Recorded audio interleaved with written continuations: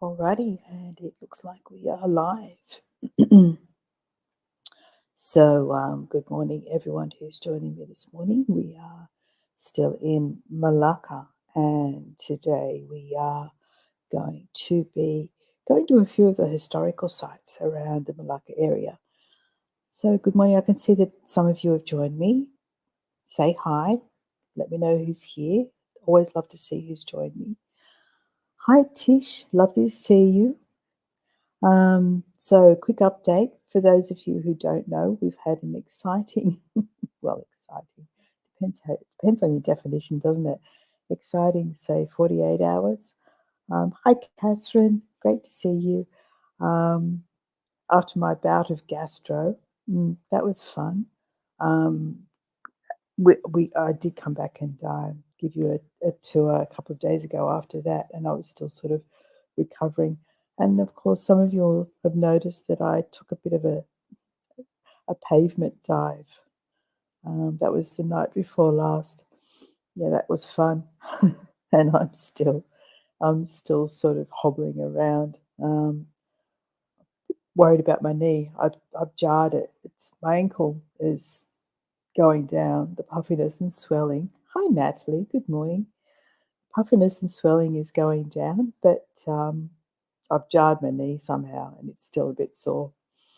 So, Natalie, you'll appreciate there'll be a little bit of Dutch input today. We're going to a couple of sites that have some Dutch history attached to them.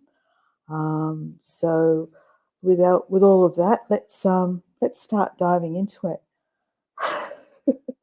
Worrying couple of days. Yeah, it's been fun, but what's a travel if you don't have some unexpected memories to add to the mix? Yeah. Anyway, all right. Well, I've got 3 short presentations this morning, and then I have a longer one, and we're going to be covering off various aspects of the Malacca history. So we've got the Dutch, we've got the Portuguese, not much English in this lot. There's the Chinese. Hi, Claire. How you going? Hey, Tariq. Great to see you.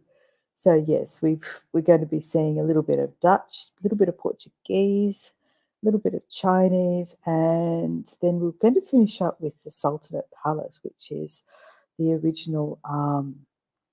The Sultans were it was the occupation prior to. They were the ones that the Portuguese basically took over from.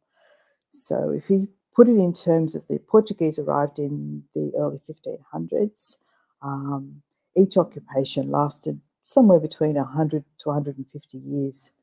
Can't understand. I'm not going to talk in Dutch. I just know that there'll be a Dutch element to it. Oh, I'm just going to sort out my headphones here. Here we go. All right. So first up, we have.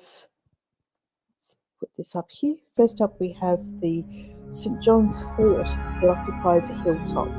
Just turn this music down a touch. So this is the fort that the Portuguese built as a chapel, and then when the Dutch conquered Portuguese, they turned it into a fort. And the fort was facing landward. It wasn't facing out to sea, mainly because it was the Archonees who kept trying to reclaim their territory for the Sultan. And so the fort was built. But the thing that I was most delighted about this particular site was the little colony of macaque monkeys. Hi, Laurie. Hi, Anne. And this is what I most enjoyed about the hilltop fort. Just seeing the delightful monkeys. And they were very polite. They didn't come and try and take anything from us. They just enjoyed themselves up in the trees and left us to ourselves, happily observing them. It's a delightful little family. So macaque monkeys are common right through the Southeast Asian peninsula. They're also called long-tail macaques. I tried to reach out to Shakani Tariq.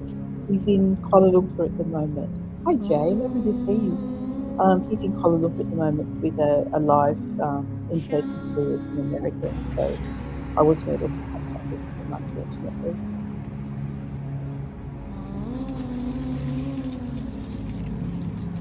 These gorgeous little fellows, and they're so quick. They scamper through the treetops. Yes, he was. Yes, he was. And I saw his river cruise tour. It wasn't one of the things that inspired me to go back and actually see the river cruise itself, which is what we did the night before last. And that's where I was on my way to when I fell over and twisted my ankle. We were on our way to the river cruise. Oh, definitely, these monkeys are not intimidating at all. They're just delightful.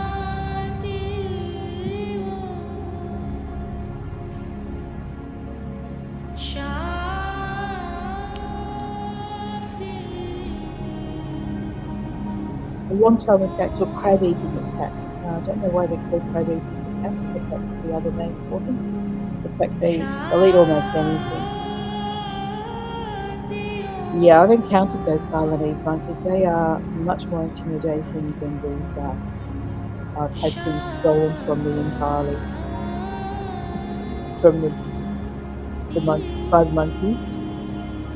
One of them took a hair clip out of my hair. And what they do apparently is they've learnt how to trade your goods for food. So they'll give you back the item that they stole from you once they receive something, a food item, and they're choosy about which food item it is. So you may not get your item back depending on how good the trade deal is. Oh, I'm really sorry, Laurie. I'll turn that down just a little bit. Is that better? Is that better? I'm sorry. I tried to add a little bit of background music, but obviously I don't want it. I want it to just be background. I don't want it to be the hero. So what did you miss? No, thanks for your feedback. That's important. It's important that I know these things as I get more familiar with using StreamYard, editing video, and all the things that I'm learning at the moment. But look at this guy.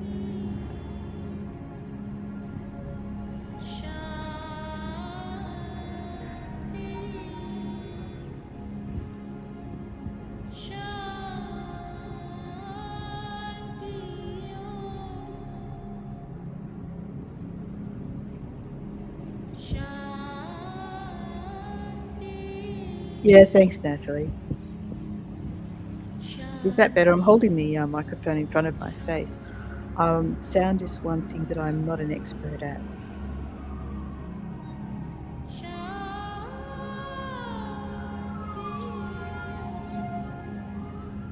I like the juxtaposition here. It really reminds you that we are actually in a city.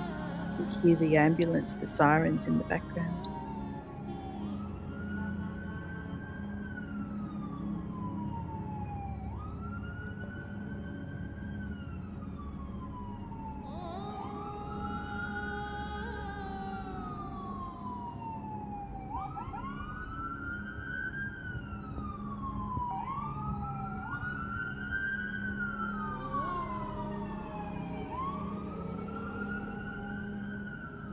So, of course, as we were talking about, the macaque monkeys are very good at adapting, and they are very good at being opportunistic survivors. So they will live alongside humans and adapt to the urban conditions.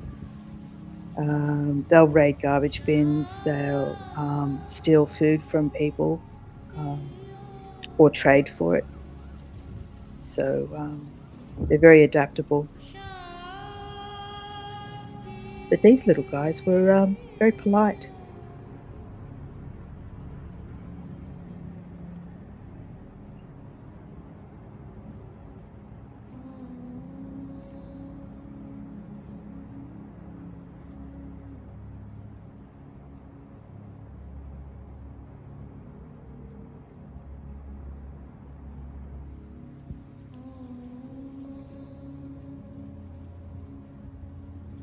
I'm standing quite close to him there. I'm only zoomed in a little.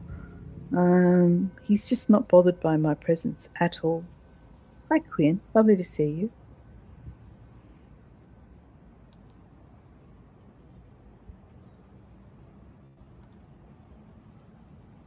Mm.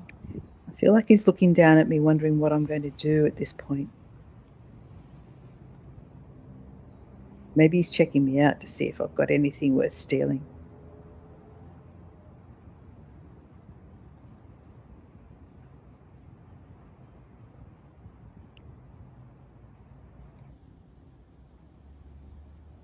Hey, Ronnie Lynn.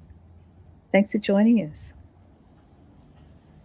Aren't they? They're very, very, very polite, aren't they, Claire?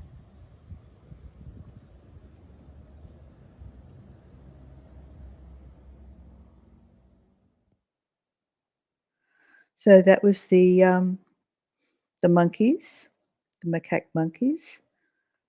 Um, and as I said, it was really just delightful to go up to. It was quite close to where we were staying. We've actually moved apartments since we were staying. We spent 3 weeks in an apartment about a couple of, probably about 2 kilometres from where we are now.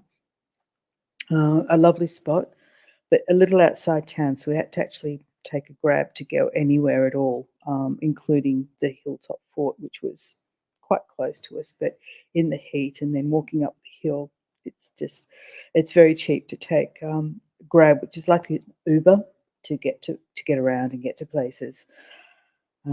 So then the next place that we went to was St Paul's Church, and we went up there with a view to heading down towards the town afterwards. So all I did was capture a little bit of the church, and this is the oldest church in Southeast Asia. It was again built originally by the Portuguese, but taken over by the Dutch. Again, if we understand that the Portuguese arrived in the early 1500s, the Dutch took over from them in the middle 1600s, so around about 1640, and they adapted the original chapel to suit their purposes. So it was originally built as, let me just look it up, the correct name of it. It was originally built as the Church of Our Lady of the Annunciation, so Nossa Senhora da Anunciada, Our Lady of Annunciation, and it was built by a Portuguese nobleman as an act of gratitude following his escape from a storm in the South China Sea. Now, this is just a really short clip, and it's mainly images because my battery was extremely low by this point and I was struggling to keep technology up and running. So I've strung a few images together to create this little presentation for you. So let's take a look at it now. And again, let's turn this music down.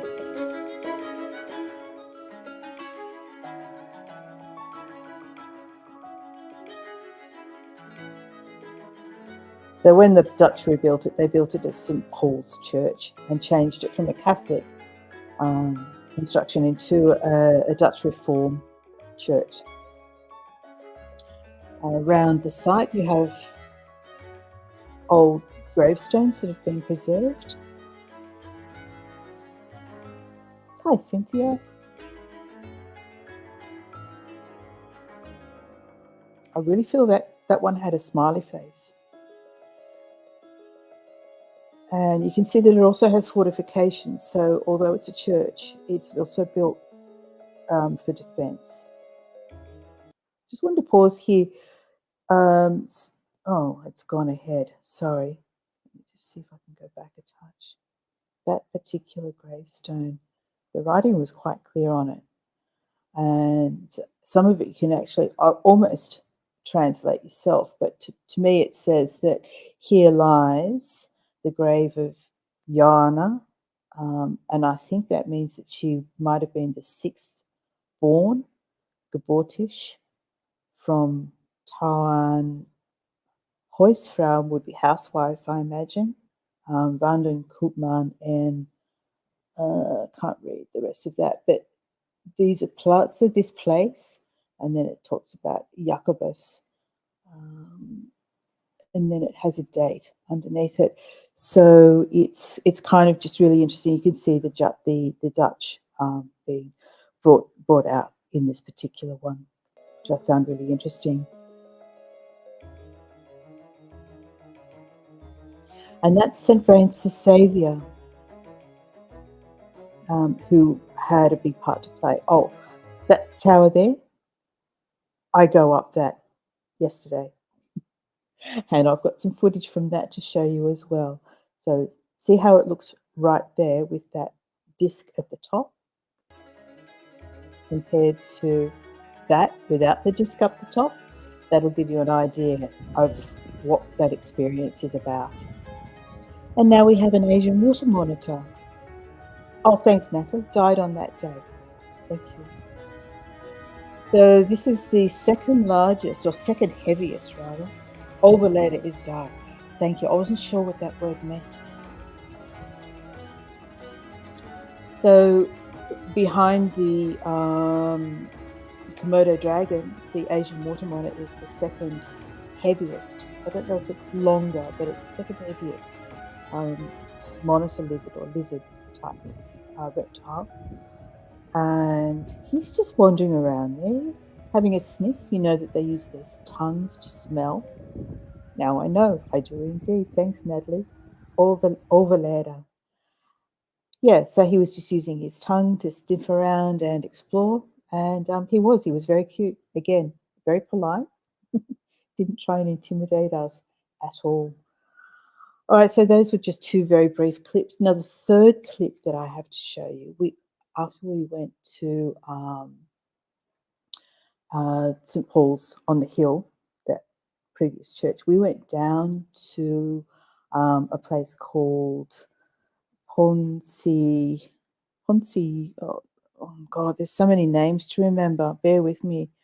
Posan Temple. Now, this is a Chinese temple at the bottom of a hill called Bukit China.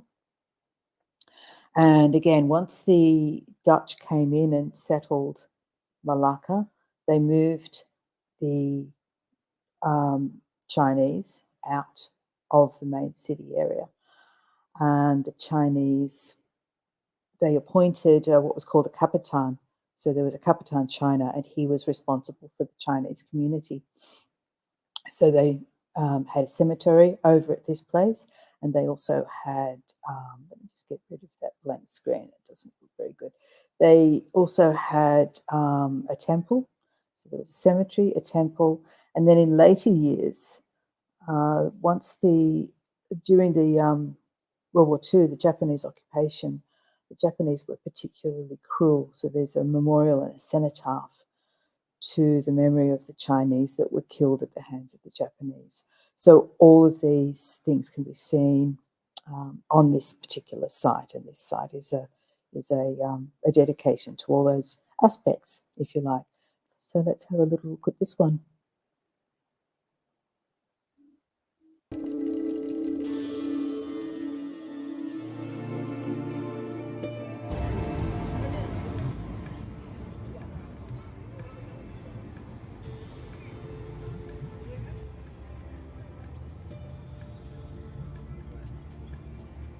The first part here is the actual memorial site, and there's a cenotaph and there's a plaque.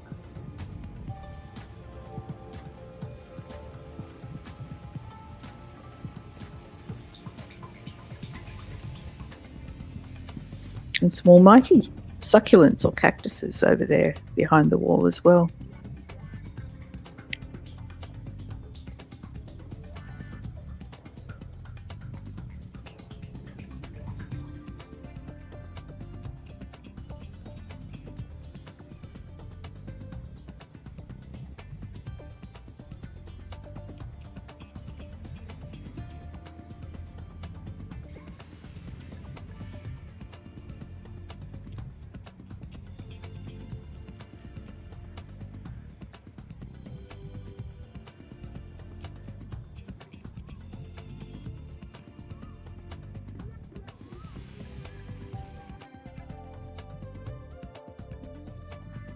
I'm sorry about the jerkiness of this video. I'm not sure why it's doing this.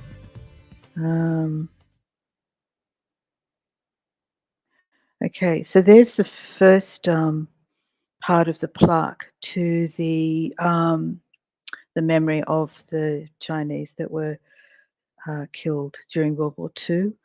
Not sure how well you can read that, but it basically says when the Japanese invaded. Sorry, I can't. I actually can't read this. It's too small on my screen for me to see. But it does actually talk about the cruelty of the Japanese during the war, and the second part of the plaque in particular is particularly disturbing in terms of some of the atrocities that were committed. No, you don't kind of think of cacti in Asia, do you? But there are arid regions as well as tropical regions. It's and rainforest regions. It's very interesting, the diversity. We have this mental image of what Southeast Asia should look like, and it's actually quite a lot different to that. Okay, so moving along. Let's get this video going again. There we go. It's a beautiful temple that sits alongside it.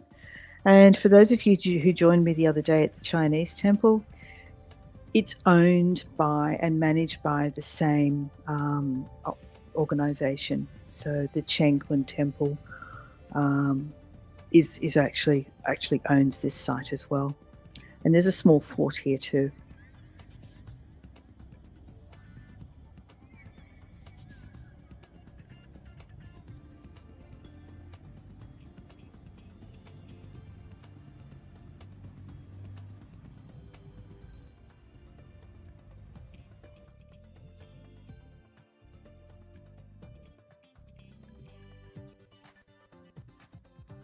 The beautiful paintings that occupy the walls of the temple are just gorgeous. Very subdued, low colour, interestingly, because there's so much colour displayed elsewhere across the site.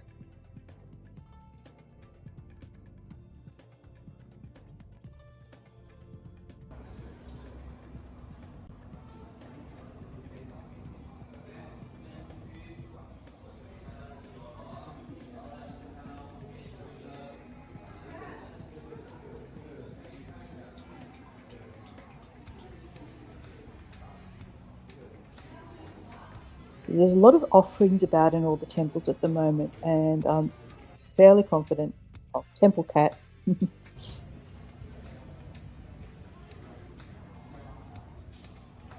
Fairly confident the offerings are there for Chinese New Year, which is happening right now.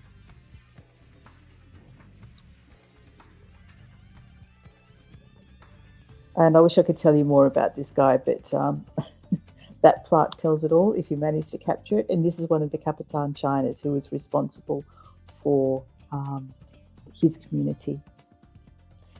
After we left the temple, we went for a walk through the surrounding streets, which is predominantly Peranakan style, much like what Alvin reflects in his museum in Singapore. And then we discovered this gorgeous cafe. We went inside this beautiful cafe for a refreshment, and we met this guy. And this is men having their hair cut before Lunar New Year. It was free. They offered Richard to have his hair cut if he wanted to. Unfortunately, he declined, so I wasn't able to bring you some footage of Richard getting his hair cut. And then these crazy little things are all over Melaka. These funny little tricycle things.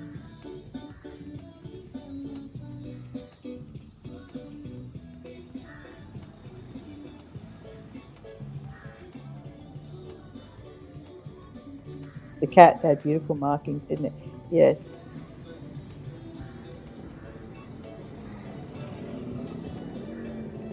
All right, so that gave you just a brief look at some of the sort of street scenes around Melaka outside the sort of main touristy areas. All right, so now we're coming up to see the main part of what I wanted to present to you today, which is inside the Sultanate Palace. Now, it is a reconstruction. It was the palace that the Sultan lived in prior to the arrival of the Portuguese, bearing in mind that there was, you know, 500 years of upheaval after the Portuguese took over. So there was 150 years of Portuguese occupation and 180 odd years of Dutch occupation before the British came along. So the old Sultanate Palace didn't stand much of a chance of surviving all those years of upheaval.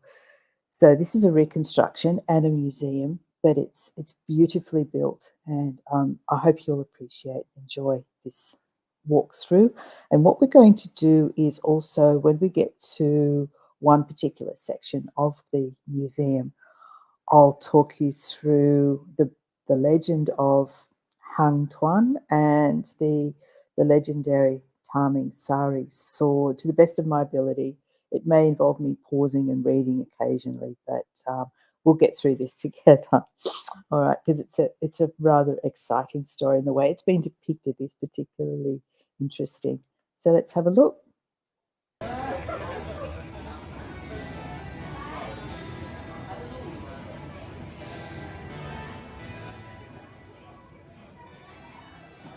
I love the rich, dark timbers that everything was built in around Malaka, but particularly this palace. It's just beautiful.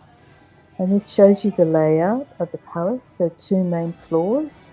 The very top part we didn't get up to. It involved getting up a ladder, and I think it was closed. Mm. The massage chairs aren't original. And all along here we have dioramas, and they basically show the peoples that the local Moluccans would have been doing trade with or interacting with. So it was a huge port. It traded with a lot of the local surrounding cultures.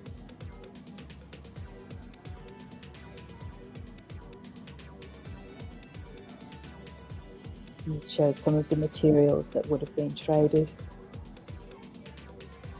And these are the Siamese, so basically coming from Thailand. And alongside the dioramas, we also have models of other palaces built in a similar style. It looks like the King and I. It does, doesn't it, Laurie?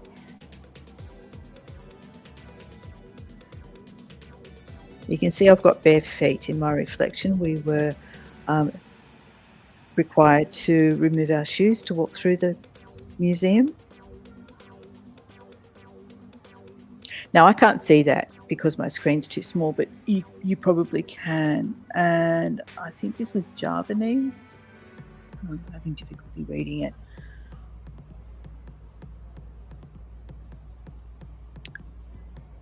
So it shows the traditional dress of the cultures that the Sultan and the Moluccans traded with.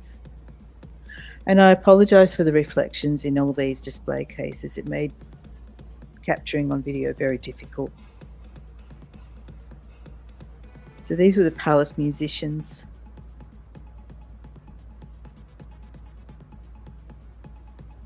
And of course their instruments.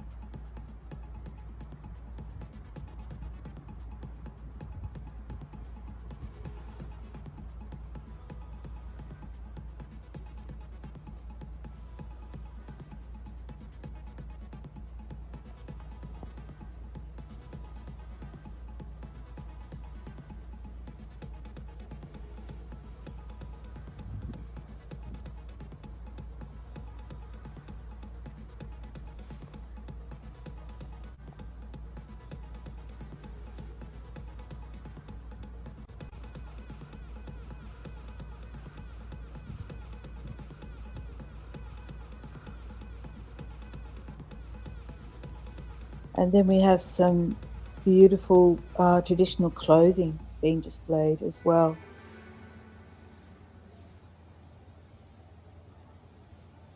cloth would have been one of the materials that was traded.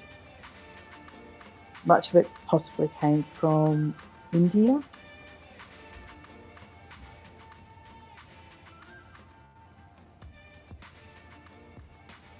This is the Johor traditional costume, which is just to the south of Melaka.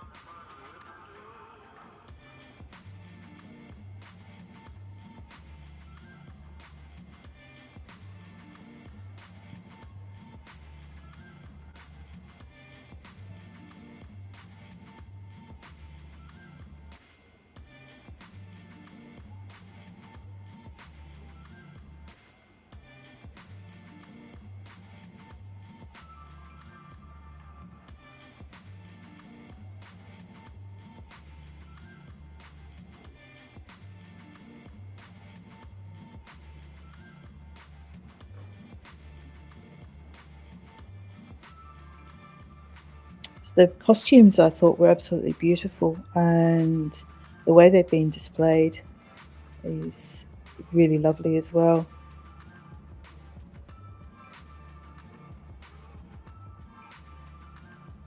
With the headdresses, you can see the way the fabrics have been folded.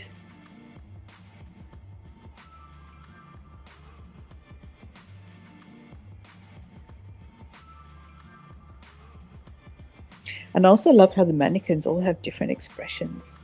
These are no regular department store dummies. All the mannequins have expressions that all are unique from each other.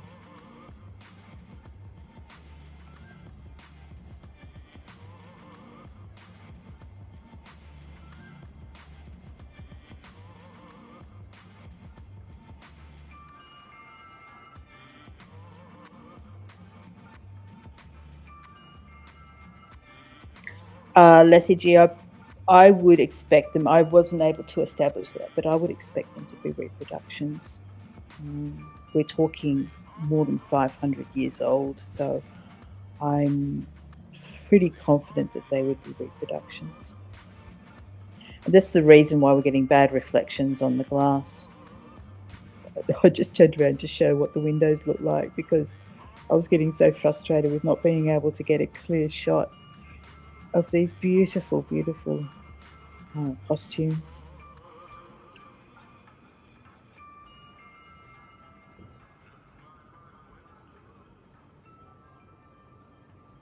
And here's this case shows fabric folding. So we've got a headdress, we've got a sword envelope, I guess you would call it.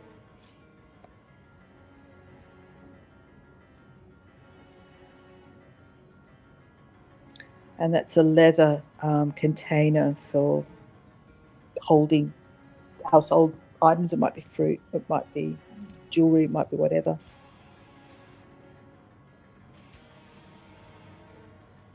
More headdresses, and this one actually shows images of actual people wearing them. So these are probably more recent, these headdresses, but still showing different regions of the country.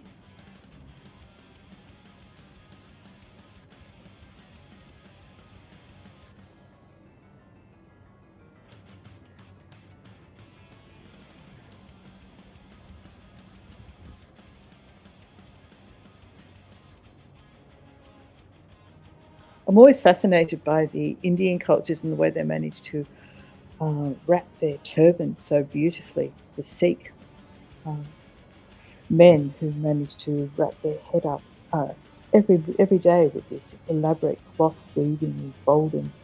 And I guess this is kind of similar as well. So next we move into sort of some pottery.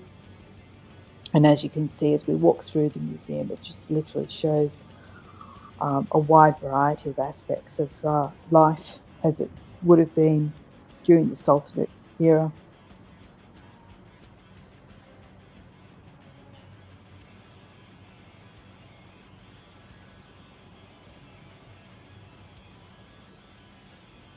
A large urn.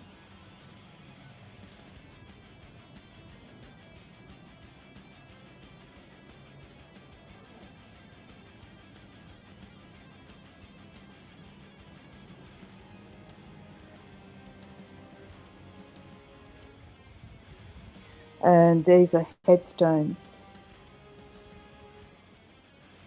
So there's that second one, I believe, was a headstone for a princess.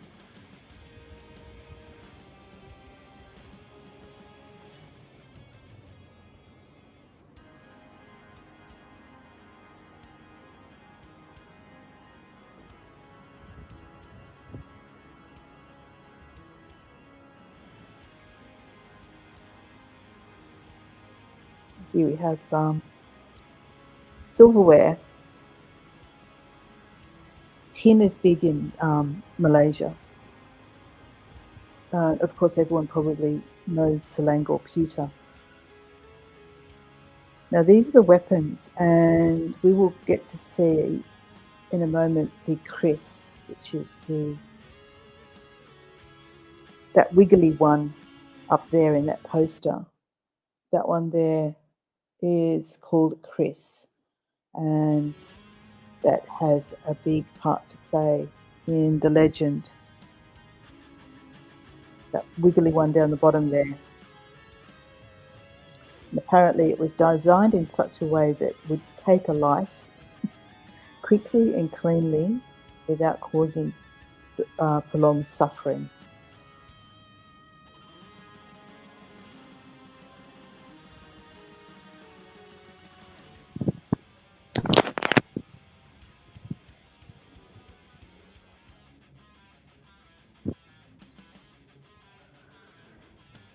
And various other weapons. We have more sort of blades and little cannons and all sorts of things. Swords. That's the keris or the kris. So it's the legendary kris is the Taming Sari. That tower that we saw with the disc that was up the top and then down the bottom is called the Taming Sari. So it was named after the legendary sword. And now we're into pottery, chinaware.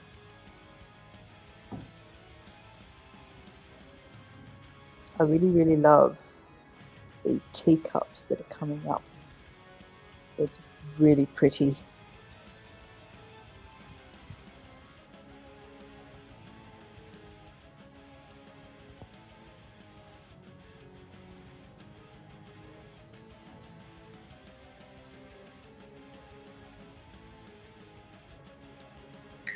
And we have some more dioramas.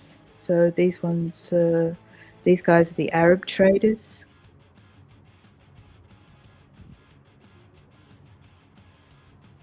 And in each one, of course, it shows some of the goods that would have been traded.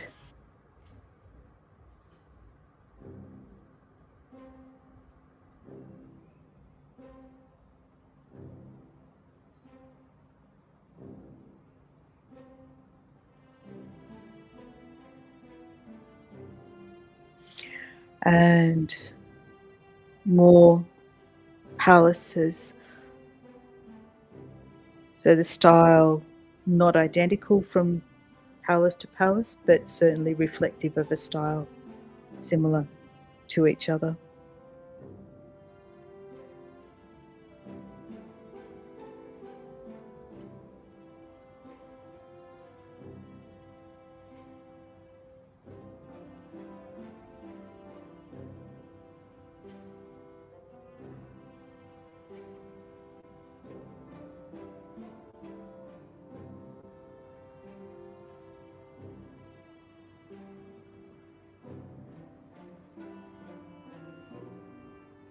And I don't remember who these guys were. As I said, I can't see the screen probably quite as well as you can because it's small.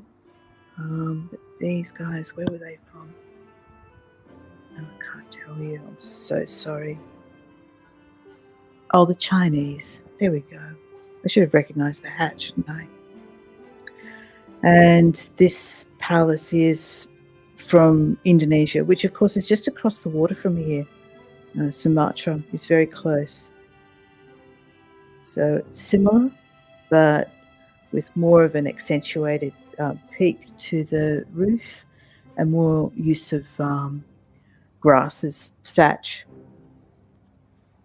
in the roof itself.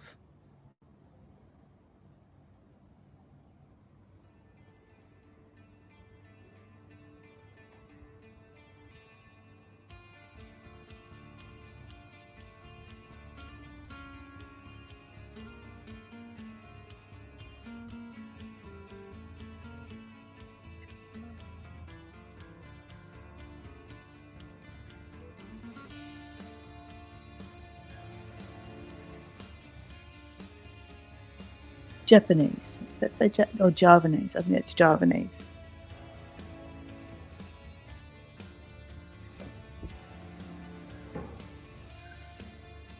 All right, so now we've reached the big room where they tell the story, the legend of Hang Tuah and the legendary Taming Sari Kris sword. So once we get past these few paintings here, it will get into the actual storytelling part of it. This was one of the sultans.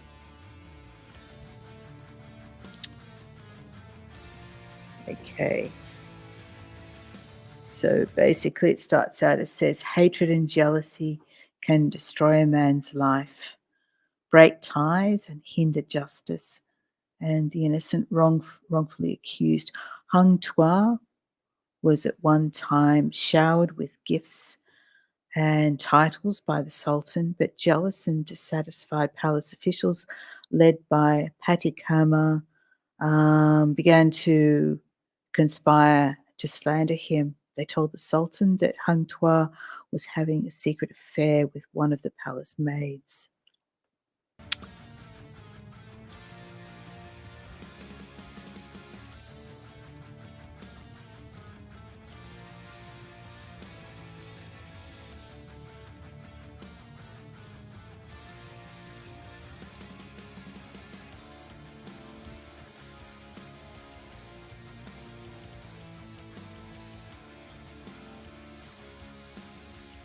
The Sultan became furious and, without investigating, sentenced Hang Tuah to death. The Bidahara, who believed that Hang Tuah was innocent, tried in vain to persuade the Sultan to investigate the matter before making a decision. Hang Tuah, being a loyal and faithful subject, accepted the punishment unquestioningly.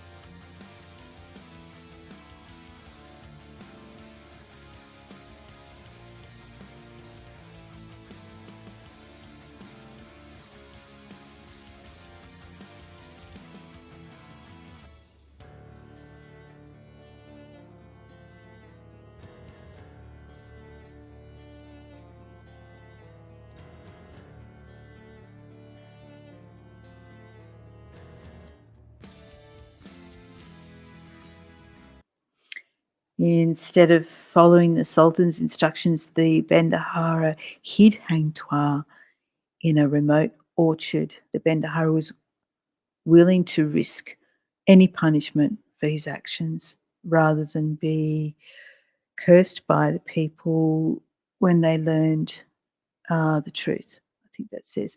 I'm actually having a lot of trouble reading that.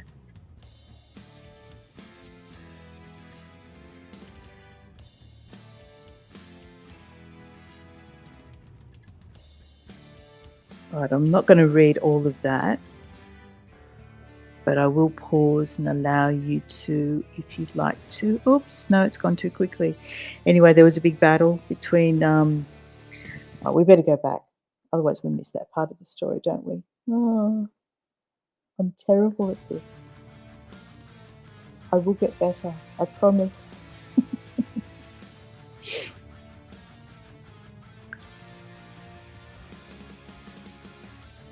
Okay.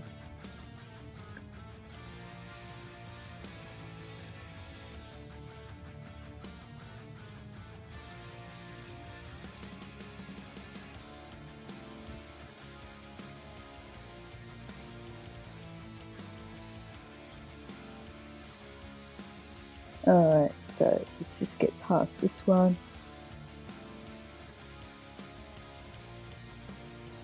The next one is where things get interesting.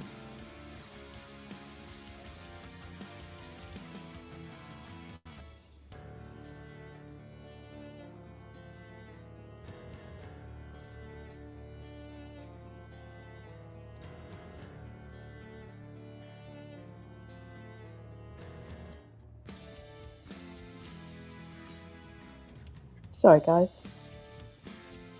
It's this one here.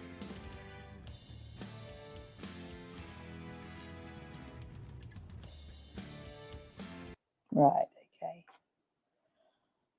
Let me see. Hang Tuah was one of Hang Tuah's closest friends. Okay, so basically, in summary, he was unhappy that Hang Tuah had been put to death, and he went on a revenge spree. Um, the Sultan regretted his decision to execute Hang Tuah and felt that if he was alive, Hang Tuah could be defeated. So basically, he's by showing his revenge, he's been traitorous to the Sultan. The Sultan now regrets the fact that he put Hang Tuah to death.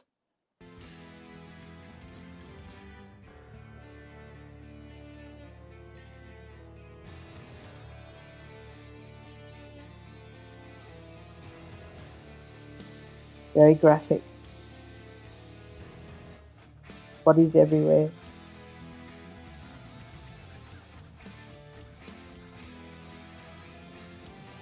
And this is the climax.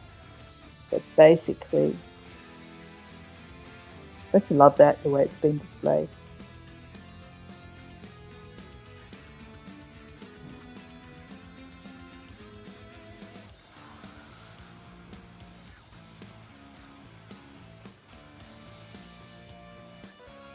But basically, Hang Jubat and Hang Tuah go to battle because when Hang Jubat finds out that Hang Tuah is still alive, he's ecstatic. He thinks that's fantastic.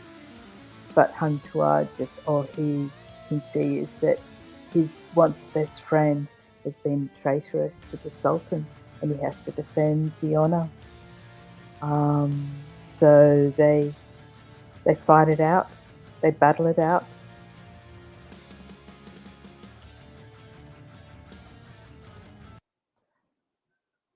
So when Hang Tuah returned, he was instructed by the Sultan to handle Hang Jubat. Hang Tuah then went to the palace, which had been taken over by Hang Jubat, taking with him the Taming Sari Kris. So he took one sword.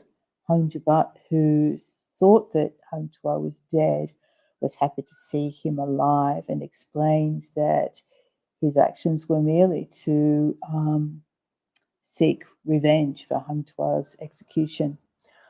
Anyway, so the battle ensues, and Hang Tuah manages to get the Taming Sari off Hang Jubat.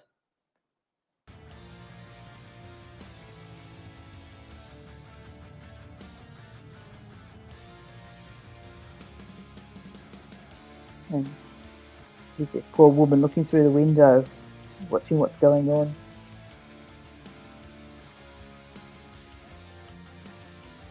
And Hang Tuah delivers the killing stroke. With his dying breath, Hang Jubat asked Hang Tuah to care for his son, which he did. So that's the legendary battle between Hang Jubat and Hang Tuah, and the story of the legendary Kris, the Taming Sari sword.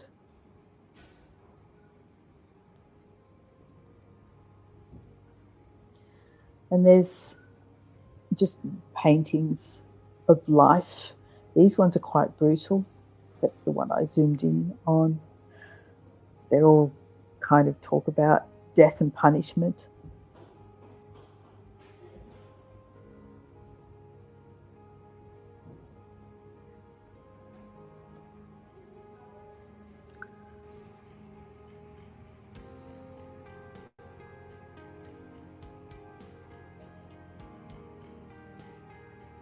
And life, daily life.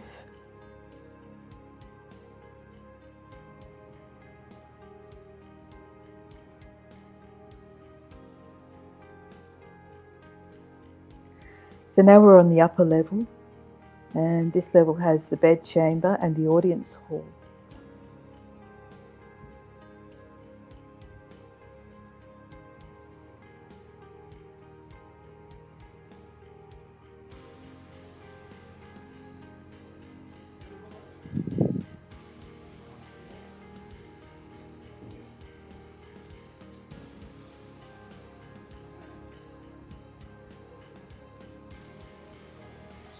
Lots of beautiful jewelry and hairpins, crowns, silverware, and royal costumes, costumes of officials. Um,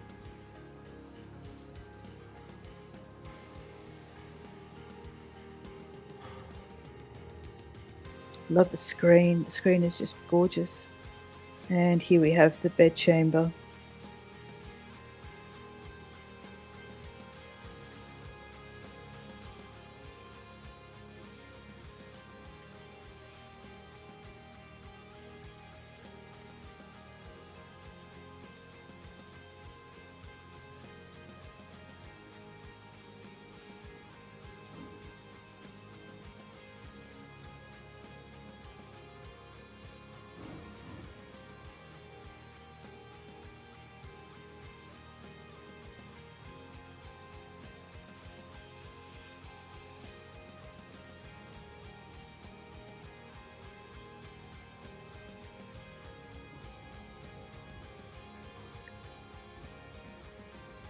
Too much information on all those panels. I'm sorry, I just didn't stop and look at everything. But here's a model of a Portuguese three-master.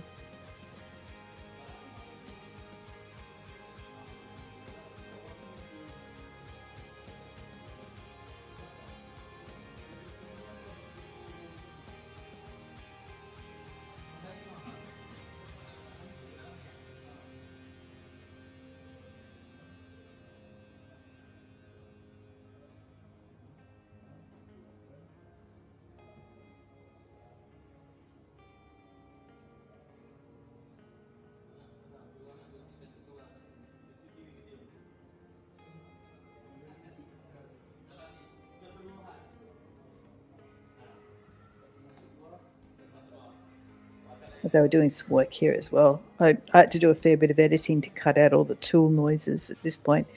And here's the audience hall. So the Sultan would have sat obviously on the centre dais at the far end, and the panels, the beautiful golden panels on either side of the audience hall here, was obviously to impress dignitaries, visitors.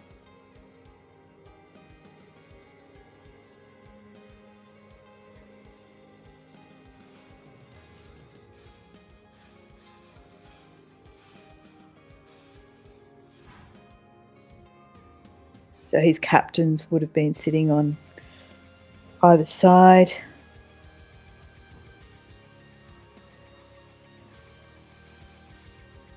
Lovely rugs down the middle would have been imported, traded, brought in from other parts of the world. And please take a postcard of that if you'd like to go back and look at it. But that's a description of how the delegates would have sat around the hall. And then over here playing on this screen was a reenactment of that battle, the battle between Hang Tuah and Hang Jebat. And I managed to capture just that moment. I don't know how long it had been playing for, but I managed to capture just that moment. The death scene. So finally we go down into the gardens, and I just had a little wander around the gardens beneath the palace. And they were rather lovely as well.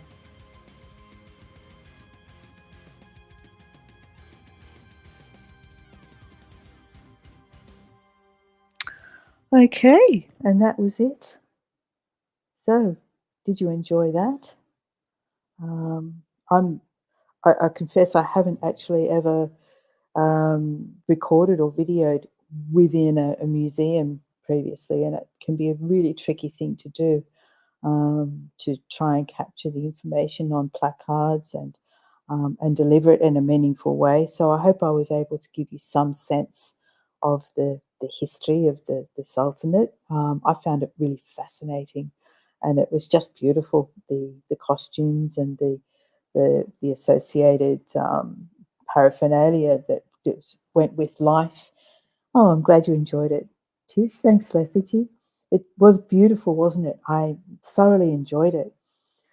All right, so what have I got coming up? Tomorrow I have scheduled the recordings that I made at the Chinese New Year event that we went to actually last Saturday. So I've got so much video piling up, waiting for me to deal with it. We've been on the Melaka River cruise. We've been up in that tower, the gyro tower, it's called, the Menara Taming Sari. Thanks, Ronnie Lynn. And that's rather unique, the tower itself. So I'll describe that. It's only a 10-minute short. I might have to do the river cruise and the tower together in one presentation. Otherwise, I'll just be uploading them as recordings to YouTube. So, and we're going to have to wait until after we've relocated. Tomorrow, I'm doing the Chinese New Year events. Monday, we have a day of travel. So we're traveling from Malacca to Ipoh. It's an all-day traveling, buses and trains to get to Ipoh. So we need to get 2 buses from here to back to Kuala Lumpur, and then a train, which is a couple of hours, takes us 2 hours to get up to Ipoh. So we will be on the go from about 9 o'clock in the morning till about, I don't know, 5 o'clock in the afternoon. So that's going to be a really long day. Thank you, Anne. So I really won't know my situation in terms of what space I'll have available to stream from until we get to the hotel in Ipoh. I would like to schedule in advance, but I think I'm going to have to do it with a view to perhaps making some kind of change if necessary. As I said, it'll depend. I mean, if we're in a small hotel room, it's not going to work for Richard to. I'm doing this at 6:45 in the morning. He's still in bed, so unless I can find a common area, or somehow use data and sit outside in a park or something, I'm not sure how I'm going to manage it yet. We'll have to work that one out. So be prepared to be flexible. But when we get to Ipoh, there's going to be cave temples, and I'm planning to do so much recording when we're there. And I've still got a bunch of. I've got over an hour of walking around Melaka and along the riverside walk and through Dutch Square and all of that sort of thing that I still haven't dealt with yet. So I'm sort of madly tapping away trying to get video ready to present to you and still get out there and explore more things while we're at it. Let me show you where we are, because this is our new place. So we're no longer in a high-rise apartment. Sorry, I'm just getting up from this lounge on my dodgy ankle. So now we're in an apartment that's actually kind of resort style. Can you see that? Here we go. Let's have a look out here. So up that end there, can you hear me? Up that end there, that's a hotel that's currently shut. So this is what happened during COVID. You know, things just got closed down. That pool's not open, but there is a pool up the other end. So right up that end there. No, you can't really see it, but there's another pool up there, and that figure 8 down on the ground down there. I don't know if you can see it. Pebbles. That's like one of those things where you walk on, and it's reflexology, and it hurts your feet. So, maybe you walk on it in shoes. Anyway, and then this is the apartment. So you can see that it's we're living in somebody else's space. It It's tiny, but it's comfortable. All right. So thank you again for joining me, everybody. Let me just shut this door because we've got the air conditioning on. Okay, there we go. Thanks again for joining me, everybody. And as always, I'm just really loving sharing our adventures and our life here in Southeast Asia. I hope you're finding it interesting. I hope you're finding it different to other places that you might see through virtual touring. I'm trying to keep it interesting. It's all new to me. Well, mostly we get Asian food in Australia, but a lot of the culture is different and new and fascinating. So I'm loving sharing that aspect of it with everybody. All right. So today we are not going to do anything. I'm going to rest my leg and rest my ankle. And tomorrow there's a water festival in the Portuguese settlement.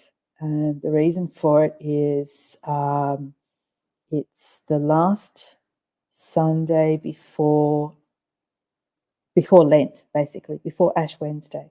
So they have this big, it's basically a cleansing ceremony. So they douse each other with water. They have water guns and water pistols and buckets and ice and I'm not sure if I really relish the idea of getting saturated, but that's tomorrow, and I'm going to take my GoPro down there because it's waterproof, and hopefully we'll get some interesting, fun footage from that tomorrow as well.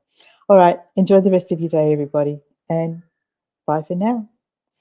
Don't forget, share postcards. Love to see what you managed to get from this.